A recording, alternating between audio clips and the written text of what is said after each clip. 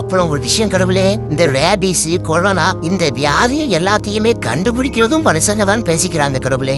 அது என் வாயால் நான் எப்படி சொல்ல முடியும்? கடவுள் இப்படிலாம் பேசுறது நீயான கோபிநாத்துக்கு தெரிஞ்சு அந்த வார்த்தையெல்லாம் கண்டெம்ட் பண்ணிடுவார்.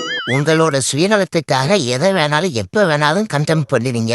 ஆனா மனிதர்களே, உங்களை எல்லாரும் எங்களுக்கு பிடிக்கும். ஏன்னா எங்களை படைச்ச கடவுள் நீங்க தான். கடவுளே, நாங்க ஒன்னும் நாய்க்கு மிகப்பெரிய விரோதி கிடையாது. எங்களுக்கும் நாய் பிடிக்கும் கடவுளே. நாங்களும் நாய்கள் கூட எல்லாம் விளையாடி இருக்கிறோம்.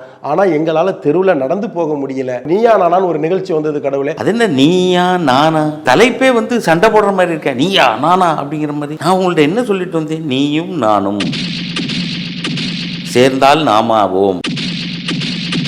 ஒற்றுமை, அன்பு, இதெல்லாம் நான் உங்கள்ட்ட சொல்லிக்கிட்டு வந்தேன். மனிதர்கள் நாங்க எல்லாருமே ஒற்றுமையா இருந்து இவனுங்களை எப்படி காப்பாத்துறது, அதே நேரத்துல நாங்களும் எப்படி பாதுகாப்பா இருக்கிறதுன்னு ஒரு தீர்வு சொல்லுங்க கடவுளே. இந்த தீர்வு விஷயத்துக்கு வருவோம். இப்போ நீங்களும் பாதுகாப்பா இருக்கணும், நாயும் பாதுகாப்பா இருக்கணும் அப்படின்னு ஒரு தீர்வை எங்கிட்ட கேட்டீங்க. இப்ப நான் ஒரு தீர்வு சொன்னா அதை முறைப்படுத்துவீங்களா?